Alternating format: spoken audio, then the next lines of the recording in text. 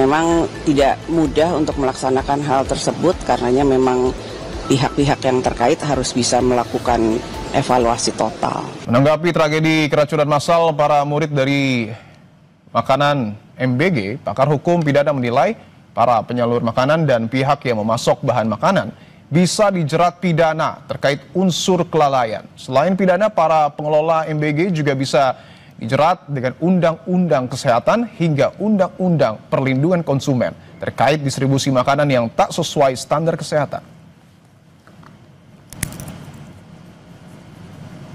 Ada beberapa ketentuan pidana yang bisa diterapkan baik kepada penyalur makanan tersebut yang menyediakan makanan atau pihak-pihak yang memberikan masukan terkait dengan bahan-bahan makanan tersebut.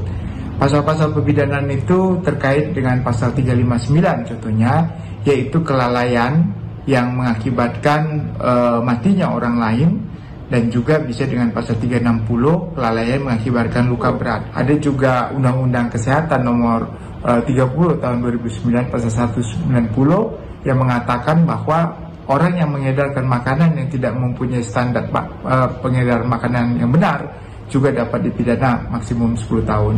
Selain itu juga ada Undang-Undang Perlindungan Konsumen ya yang tahun 899 di mana para orang yang mendistribusikan makanan yang tidak sesuai dengan standar kesehatan maka juga dapat dipidana melakukan suatu perbuatan pidana.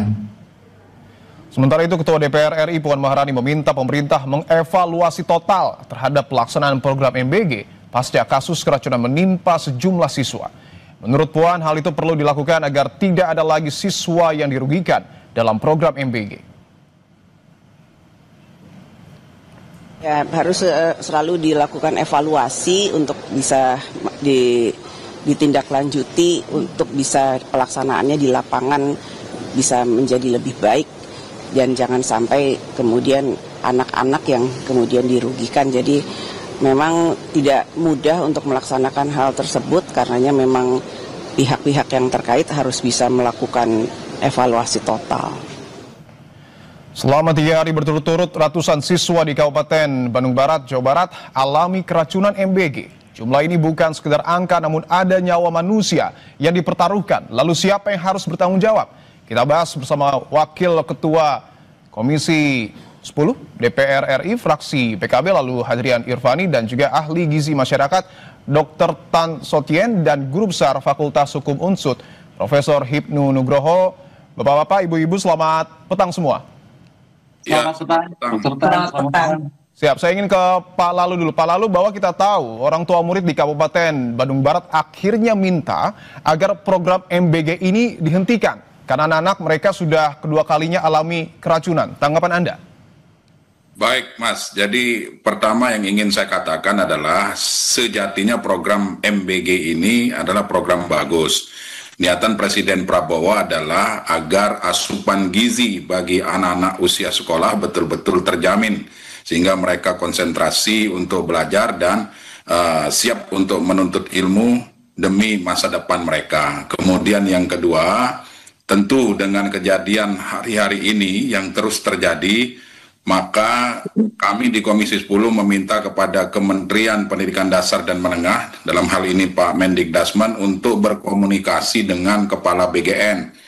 Jangan sampai hal ini terus terulang. Ya, tentu kami meminta agar proses itu dievaluasi. Artinya, prinsipnya adalah MBG ini kan tujuannya sangat mulia dan sangat bagus. Kemudian yang perlu dievaluasi ya tentunya adalah proses-proses di lapangan, mulai dari pembelian bahan baku, kemudian proses persiapan dan pengolahan makanan tersebut di dapur, sampai dengan distribusi.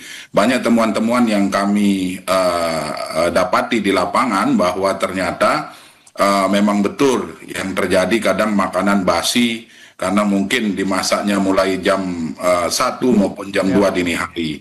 Nah, terkait dengan tuntutan dari para orang tua ya tentu harus diberikan penjelasan baik oleh pihak Badan Gizi Nasional maupun Kementerian Pendidikan Dasar dan Menengah melalui dinas pendidikan masing-masing. Ini harus diberikan informasi bahwa program ini memang sebetulnya niatannya itu sangat bagus dan memang ini program bagus.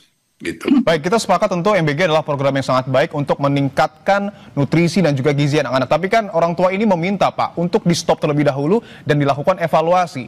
Anda dari DPR, Komisi 10 dan fraksi PKB sepakat dengan hal itu?